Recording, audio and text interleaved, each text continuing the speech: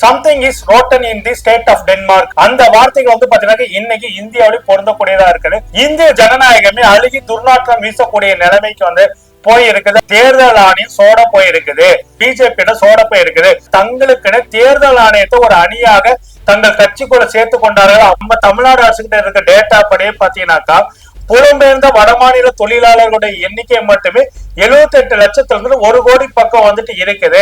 பாரதிய ஜனதா கட்சி தேர்தல் ஆணையத்தை பேம்பர் பண்ணி ராகுல் காந்திக்கு மிரட்டல் கொடுப்பது போல வந்துட்டு அயோக்கியத்தனமான வேலையை வந்துட்டு தேர்தல் ஆணையம் செய்கிறது. அந்த ஒரு சிம் கார்டு வாங்கினா கூட ஆதார் வேணும் அப்படின்னு நிலைமைக்கு கொண்டு வந்த இந்த இந்திய ஒன்றியத்தை ஆளக்கூடிய இந்த அரசாங்கம் எல்லாமே ஆதார் மூலியமா அரசாங்கம் தெளிவாக எல்லாத்தையும் கேப்சர் பண்ணிட்டு இருக்கும் போது பிஜேபி RSS சேர்ந்த முதலாளிகள் வந்து பாத்தீங்கன்னா தங்களிடம் இருக்கக்கூடிய வடமாநிலத்தவருடைய அடையாளங்களை பயன்படுத்தி கொண்டு வாக்காளர்களை போலியாக அவர்களை சேர்த்து ஓட்டுக்களை திருடுகின்ற அயோக்கியத்தனமும் நடக்குது. இந்த நரேந்திரா ஒரு சர்வாதிகாரி கொடுக்கிற அந்த ஒரு துணிச்சலால இத்தனை வேலைகள் நடக்குது. போலி வாக்காளர்கள் மூலியமா ஓட்டுக்களை திருடுற அளவுக்கு பிஜேபி வந்துருச்சுனாக்கா இன்னைக்கு ஓட்டுக்களை திருடுபவர்கள்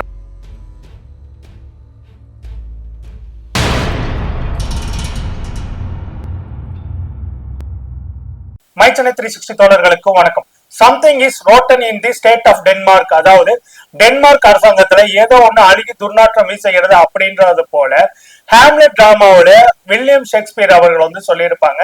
அந்த வார்த்தைகள் வந்து பாத்தீங்கன்னா இன்னைக்கு இந்தியாவிலும் பொருந்தக்கூடியதா இருக்குது. அதாவது இந்திய ஒன்றியத்தை தற்போது ஆண்டு கொண்டிருக்கின்ற பாஜகவினுடைய செயல்பாடுகளால் இந்திய ஜனநாயகமே அழுகி துர்நாற்றம் வீசக்கூடிய நிலைமைக்கு வந்து போய் இருக்குது அப்படின்னு சொல்ல முடியும். இந்திய ஜனநாயகத்தின் நம்பிக்கையான தூண்கள் அப்படின்னு சொல்லப்படுகின்றதுல முக்கியமாக இருக்கக்கூடியது தேர்தல் ஆணையம். அந்த தேர்தல் ஆணையத்தை சீர்குலைத்து அது மூலியமாக தன்னுடைய அதிகாரத்தை வந்துட்டு எப்பொழுதும் தக்க வைத்துக் கொள்ள வேண்டும். இனி இந்த இந்தியாவில வந்து பாஜக சித்தாந்தமே தொடர்ந்து ஆட்சி அதிகார கட்டளை இருக்கணும் அப்படின்றதுக்காக ஏகப்பட்ட தடுத்திட்டங்களை வாஜ்பாய் அவர்கள் பிரதமராக இருக்கும் போது அதுக்கான பிள்ளையார் சொல்லியை போட்டு வச்சுட்டு வாஜ்பாய் விட்டுட்டு போற அந்த பணி வந்து பார்த்தா அடுத்து வந்த நரேந்திரா அவர்கள் வந்துட்டு மிகவும் இறுக்கமா பிடித்துக் கொண்டு தன்னுடைய அதிகார மையத்தை தன்னுடைய சுயநலத்துக்காகவும் தன்னுடைய கட்சியுடைய நலத்துக்காகவும் பாத்தீங்கன்னாக்கா இறுக பிடித்துக் கொண்டு ஒட்டுமொத்த இந்தியாவில் இருக்கக்கூடிய அனைத்து அரசு அமைப்புகளை சீர்குலைத்து அதுல இருக்கக்கூடிய ஜனநாயகத்தை முற்றிலும் அழித்து விட்டு தங்களுடைய சர்வாதிகார பிடியை வந்துட்டு இறுக்கி வச்சிருக்காங்க அப்படின்னு சொல்ல முடியும். அதுலயும் குறிப்பாக நம்ம தொடர்ந்து வந்துட்டு எல்லாருமே என்ன சொல்லிட்டு இருந்தாங்கன்னாக்கா ஒன்றிய பாஜக அரசு வந்து பாத்தீங்கன்னாக்கா EVM ஆலதான் இந்த ஒட்டுமொத்த நாட்டையுமே தங்களுடைய கட்டுப்பாட்டுல வச்சிட்டு இருக்குது. அதனால EVM வந்துட்டு தூக்கிட்டு பேலட் ஷீட்டுக்கே பழையபடி வந்துட்டு தேர்தல் நடத்தப்படணும்னு சொல்லிட்டு ஒவ்வொரு தேர்தல் வரும்போது தொடர்ந்து வந்துட்டு சொல்லப்பட்டு இருந்த செய்திகள் இதுவாக தான் இருந்தது. தேர்தல் வரும்போது மட்டும் அரசியல் கட்சிகளை பேலட் ஷீட் அப்படின்னு சொல்லிட்டு பேசப்பட்டு இருந்தது. EVM வேண்டாம் பேலட் ஷீட் வேணும் அப்படின்னு சொல்லிட்டு பேசப்பட்டுக்கிட்டு தான் இருக்குது. EVM மேல தொடர்ந்து பலவிதமான சந்தேகங்கள் தொடர்ந்து எழுப்பப்பட்டது மட்டும் இல்லாம EVM மூலியமா டேம்பரிங் பண்ணலாம் அப்படின்றத தொடர்ந்து பல வல்லுநர்களும் அரசியல் திறனாய்வாளர்களும் அதை வந்துட்டு ப்ரூவ் பண்ணியிருக்காங்க. EVM வந்துட்டு எந்த ஒரு கனெக்டிவிட்டி இல்லைனாலும் டேம்பரிங் பண்றது ரொம்ப ஈஸி அப்படின்றத பல பேரும் பல விதத்திலையும் அதை வந்து செய்து காட்டியும் தேர்தல் ஆணையம் அதை ஒத்துக்கொள்ளவே இல்லை.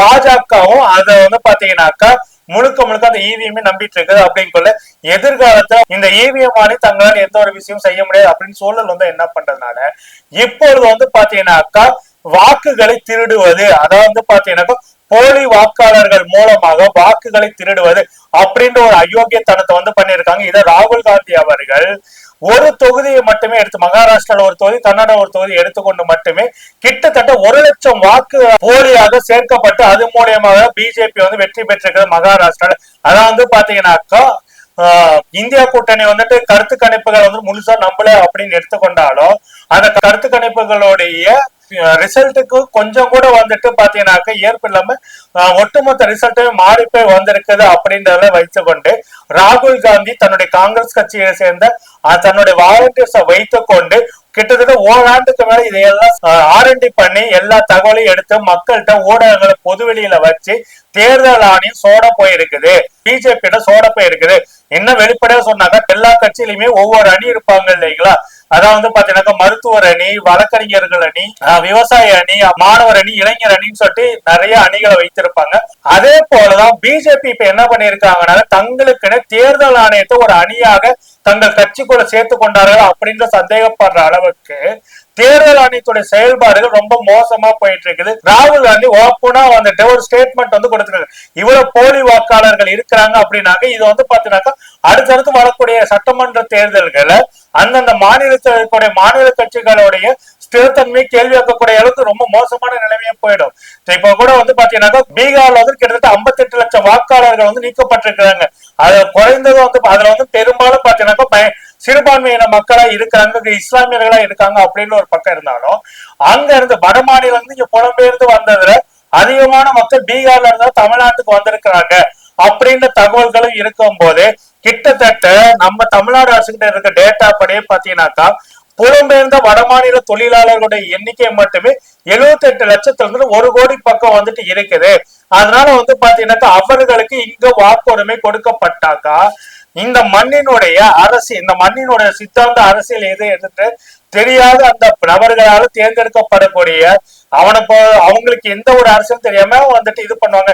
இது வந்து வடமாநில தொழிலாளர்கள் வந்து பாத்தீங்கன்னா எனக்கு தெரிந்த வரைக்கும் என்னோட பாயிண்ட் ஆஃப் வியூல நாம பழகினவர்கிட்டே வந்து சில பேர்த்துல கேட்டும் போது அவங்க மாநில தேர்தலுக்கு அங்கதான் போய் வாக்கு செலுத்துறதுக்கு தயாரா இருக்கிறாங்க அப்படின்ற தகவல் இருக்கு. ஆனா அந்த தொழிலாளர்களுடைய வாக்கு அது மட்டும் இல்ல வடமாநில அரசு ஊழியர்கள் மற்றும் அதிகாரிகள், ஐடி பிரைவேட் ஊழியர்கள், இவர்கள் எல்லாருமே வந்து பாத்தீங்கன்னா தமிழ்நாட்டுக்குள்ள படையெடுத்து வந்திருக்கிறாங்க. கடந்த எடப்பாடி ஆட்சி காலத்தில் கொடுக்கப்பட்ட சலுகைகளை பயன்படுத்தி டிஎன்பிசியில எடப்பாடி பழனிசாமி என்ன பண்ணாரு, தமிழ் படிக்க தெரிஞ்சா போது வட மாநிலத்தோட டிஎன்பிசி வழியா அரசு பணியில வந்து சேரலாம் அப்படின்னு சொல்லிட்டு ஏகப்பட்ட சட்டங்களை கொண்டு வந்து பாஜக சொம்படிக்கிறத எல்லா வேலையும் பண்ணாரு இல்லைங்களா. அதனுடைய மொத்த விளைவுகளும் பாத்தீங்கன்னா இன்னைக்கு வந்துட்டு இங்கேயும் அந்த அபயம் வந்துட்டு ஏற்பட்டு இருக்குது. ராகுல் காந்தி வைத்த இந்த குற்றச்சாட்டுகள் குறித்து தேர்தல் ஆணையம் மறுப்பு தெரிவிப்பதற்கு முன்பாக பாரதிய ஜனதா கட்சி தேர்தல் ஆணையத்தை பேம்பர் பண்ணி காப்பாற்றுற வேலையை வந்துட்டு பண்றாங்க அப்படின்னுள்ளதான் மிகப்பெரிய சந்தேகமே வருது. இந்த போலி வாக்காளர்கள் அப்படின்றது பாத்தீங்கன்னாக்கா காங்கிரசுக்கோ இல்ல இந்தியா கூட்டணிக்கு மட்டும் எதிராக அமையாது. ஒட்டுமொத்தமாக பாத்தீங்கன்னாக்கா எல்லா இந்தியாவில இருக்கக்கூடிய எல்லா பிஜேபி கூட நாளைக்கு பேக் ஃபயர் ஆகிறதுக்கு நிறைய வாய்ப்புகள் இருக்கு. அப்படி இருக்கும்போது இந்த போலி வாக்காளர்கள் விஷயத்த தேர்தல் ஆணையத்திடம் பிஜேபியும் வந்துட்டு இது பண்ணி இதெல்லாம் சரியான முறையில் செய்து தேர்தல் ஆணையம் சார்பு நிலையெல்லாம் எல்லாத்தையும் சரி செய்து கொடுக்கணும். தேர்தல் ஆணையத்தின் மீது எந்த ஒரு சந்தேகமும் இல்லாத சீசரின் மனைவி சந்தேகத்திற்கு அப்பாற்பட்டவளா இருக்கப்படும் சொல்லிட்டு ஒரு ஃப்ரேஸ் வந்து சொல்லுவாங்க இல்லைங்களா. அதுக்கு போல வந்துட்டு தேர்தல் ஆணையம் எந்தவித சந்தேகத்திற்கும் உட்பட்டதாக இருக்க சந்தேகங்களுக்கு அப்பாற்பட்டதாக இருக்க வேண்டும் அப்படின்றத நிலைநிறுத்த வேண்டிய அவசியம் தேர்தல் ஆணையத்துக்கு இருக்குது. ஆனா தேர்தல் ஆணையம் என்ன பண்ணுது, நீங்க சொல்றதெல்லாம் உண்மை அப்படின்னு நீங்க நம்பினீங்கன்னாக்கா ஒரு பிராமண பத்திர அபிடவிட்டை வந்து கையெழுத்து போட்டு தாக்கல் பண்ணுங்க. அப்படி நீங்க கொடுத்த தகவல் வந்துட்டு இல்லைனாக்கா உங்களை வந்துட்டு நாங்க வந்து சட்டப்பூர்வமான நடவடிக்கைகள் இது பண்ணணும்னு சொல்லிட்டு ராகுல் காந்திக்கு மிரட்டல் கொடுப்பது போல வந்துட்டு அயோக்கியத்தனமான வேலையை வந்துட்டு தேர்தல் ஆணையம் செய்கிறது. அப்படின்னாக்கா தேர்தல் ஆணையத்தை முழுக்க இப்போ அதாவது ஒரு துறையில வந்துட்டு தேர்தல் ஆணையம் என்னதான் வந்துட்டு பாத்தீங்கன்னாக்கா ஒரு சுயாதீனம் தன்னாட்சி பெற்ற அமைப்பாக இருந்தாலும் தேர்தல் ஆணையத்துல இவ்வளவு பெரிய முறைகேடுகள் நடந்துக்கு ஒரு தொகுதியில மட்டும் 1 லட்சம் வாக்காளர்கள் வந்து போலி வாக்காளர்கள் அந்த போலி வாக்காளர்கள் மூலம் கிட்டத்தட்ட 1 லட்சம் ஓட்டுகள் திருடப்படுகிறது. அப்படின்னாக்கா இந்தியா முழுக்க இருக்கக்கூடிய ஒவ்வொரு நாடாளுமன்ற சட்டமன்ற தொகுதிகள்லயும் எத்தனை லட்சம் வாக்காளர்கள் சேர்ந்திருப்பாங்க. இது எவ்வளவு பெரிய ஒரு அயோக்கியத்தனமா, அதாவது ஒரு 10க்கு 10 ரூம் வீட்டுல மட்டுமே 80 ஓட்டுகள் வந்துட்டு பேர்கள் மாத்தி இருக்கு. அதாவது அந்த வீட்டுக்குள்ளேயே கிட்டத்தட்ட வந்து பாத்தீங்கன்னாக்கா பல விதமான மதத்தை சேர்ந்தவர்களும் இருப்பது போல ஓட்டுகள் வந்துட்டு அதுல வந்துட்டு இடம்பெற்றிருக்க வாக்காளர் பட்டியலுக்குள்ள தேர்தல் ஆணையம் எப்படி இவ்வளவு அலட்சியமா இருக்குது. இன்னைக்கு வந்து பாத்தீங்கன்னாக்கா இதுல முக்கியமான ஒரு விஷயம் என்னன்னாக்கா இந்தியாவில பிறந்த எல்லாருக்குமே வந்து பாத்தீங்கன்னா ஆதார் முக்கியம். ஆதார் இல்லைனாக்கா உங்களால எதுவும் செய்ய முடியாது. ஆதார் சாமானியனின் அதிகாரம் அப்படின்னு சொல்லிக்கிட்டு ஒவ்வொரு மக்களையும் கட்டாயப்படுத்தி ஆதாரை வந்துட்டு இது பண்ணுச்சு.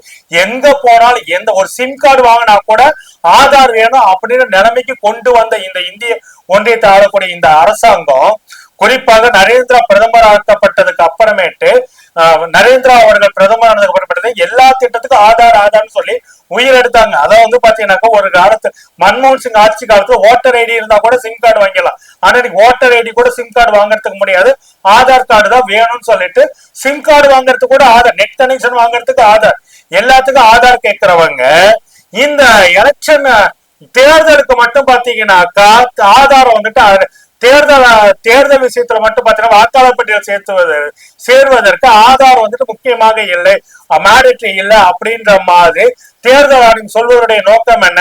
இந்தியாவுடைய ஆதார் வந்து பாத்தீங்கன்னா வெளிநாடுகள்ல அதை ப்ரூஃப் இன்னைக்கு வந்து பாத்தீங்கன்னாக்கா தேர்தல் ஆணையம் ஒரு அரசாங்கம் கொடுத்த ஒரு முக்கியமான ஒரு ஐடி ப்ரூஃபை நான் எடுத்துக்க மாட்டேன் அப்படின்னு சொல்வதனுடைய உள்நோக்கம் என்ன? ஆதார் மூலியமா கிட்டத்தட்ட எல்லா விஷயங்களும் ஒரு சாமானிய ஒரு மக்களுடைய எல்லா விஷயங்களும் ஆதார் மூலியமாக ஒருங்கிணைக்கப்பட்டிருக்கும். அவன் எத்தனை சிம் கார்டு வாங்கினா, எத்தனை ரேஷன் கார்டுல வந்துட்டு எவ்வளவு அரிசி வாங்க, எல்லாமே ஆதார் மூலியமா அரசாங்கம் தெளிவாக எல்லாத்தையும் கேப்சர் பண்ணிட்டு இருக்கும் போது இந்த விஷயத்த ஓட்டர் ஐடியை வச்சுட்டு ஆதார் வைத்துக் கொண்டு இன்னைக்கு வந்து பாத்தீங்கன்னாக்கா ஒரு மனிதனுடைய படிப்புல இருந்து எல்லாத்தையும் சரி கட்டி கணக்கு அரசாங்கம் வைக்கும் போது ஓட்டர் ஐடிக்கு ஆதார் ஏன் முக்கியம் இல்லைன்னு சொல்லி இவங்க வந்து பின் வாங்கணும் அப்படின்ற கேள்விக்கு உதாரணத்துக்கு ஒண்ணு சொல்றேங்க. இப்ப வந்து பாத்தீங்கன்னாக்கா இந்த ஓட்டர் ஐடியில ஆதார் முக்கியம் இல்லைன்னு ஒரு விஷயத்த சொன்னாலுமே சொல்றாங்க அப்படின்னாக்கா வெளிப்படையா ஒண்ணு சொல்றேன். இப்ப எனக்கு தெரிந்த ஒரு வடமாநில தொழிலாளி சுரேஷ் தாக்கூர் அப்படின்ற ஒரு வடமாநிலத்தை, அவருடைய பேர் வந்து சர்நேமோட சுரேஷ் தாக்கூர் அப்படின்னு இருக்குன்னு வச்சுக்கோங்களேன். அந்த பையன் வந்துட்டு இப்ப சென்னையில வந்துட்டு இதே ஆதம்பாக்கத்துல இருக்கிறான். அவனுடைய முதலாளி வந்துட்டு அவனுடைய ஐடி ப்ரூஃப் ஏதாவது ஒண்ணு எடுத்துக்கிட்டு அதான் வந்துட்டு நம்ம தமிழ்நாட்டுல சர்நேம் போட கிடையாது, வடமாநிலம் சர்நேம் இருக்குது, ஓகேங்களா? அவனுடைய பேருக்கு வந்து சுரேஷ் தாக்கூர் பதிலா சுரேஷ் டி அப்படின்னு மட்டும் போட்டு கொடுத்துட்டாங்க அப்படின்னா கூட அவருக்கு இங்க வந்துட்டு பிஜேபி காரங்க ஓட்டர் ஐடி எடுக்க முடியுது. இதுதான் வந்து பாத்தீங்கன்னாக்கா திருப்பூர் மற்றும் கோயம்புத்தூர்ல இருக்கக்கூடிய பாஜக RSS முதலாளிகள் நடத்தக்கூடிய அத்தனை தொழிற்சாலைகளும் வடமாநிலத்தவர்களிடம் இருந்து கொண்டு அவர்களுடைய பேர்கள்ல வந்து பாத்தீங்கன்னாக்கா டூப்ளிகேட்டா ஓட்டர் ஐடி எடுக்கப்படுது. அத பல பேருக்கு வந்து பாத்தீங்கன்னாக்கா அவங்க பேர் வந்து தமிழ்நாட்டோட ஓட்டர் லிஸ்ட் இருக்குன்றது கூட தெரியாது. அவங்க வந்து பாத்தீங்கன்னாக்கா வட மாநிலத்துக்கு வந்து ஓட்டு பார்த்து அவங்க மாநில தேர்தலுக்கு அவங்க போயிடறாங்க. ஆனா வந்து பாத்தீங்கன்னாக்கா இங்க வந்துட்டு இந்த மாதிரியான வேலைகள்ல பிஜேபி RSS சேர்ந்த முதலாளிகள் வந்து பாத்தீங்கன்னா தங்களிடம் இருக்கக்கூடிய வட மாநிலத்தவருடைய அடையாளங்களை பயன்படுத்தி கொண்டு வாக்காளர்களை போலியாக அவர்களை சேர்த்து ஓட்டுக்களை திருடுகின்ற அயோக்கியத்தனமும் நடக்குது. ஏன்னா தமிழ்நாட்டுல சர்நேம் சேர்க்க மாட்டோம், அங்க சர்நேம் சேர்க்கிறாங்க அப்படிங்குள்ள வந்து பார்த்தா மிக தெளிவாக எல்லா விஷயத்தையும் பிளான் பண்ணி ஸ்கெட்ச் போட்டு இங்க பண்ணிட்டு இருக்குது பிஜேபி RSS அப்படின்னா வெளிப்படையா பார்க்க முடியுது. ஆகவே ராகுல் காந்தி அவர்கள் வந்து சரியான நேரத்துல ஒரு அபய சங்கிலியை வந்துட்டு எடுத்து அடிச்சிருக்கிறாரு.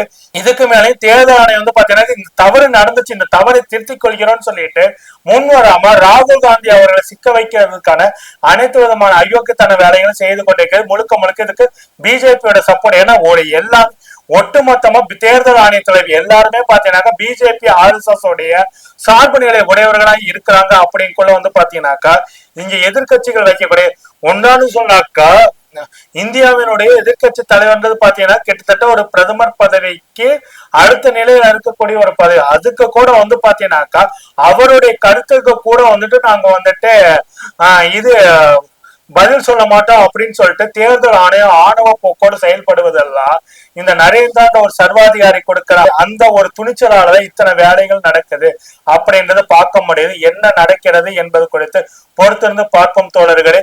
நாம வந்துட்டு பாத்தீங்கன்னா EVM வேணாம்னு சொன்னா போலி வாக்காளர்கள் மூலியமா ஓட்டுக்களை திருடுற அளவுக்கு பிஜேபி வந்துருச்சுனாக்கா இன்னைக்கு ஓட்டுக்களை திருடுபவர்கள் நாளை நம்முடைய சொத்துக்களை அபகரித்து கொண்டு போவார்கள் அப்படின்றதுல எந்த ஒரு மாற்று கருத்தும் இல்லை.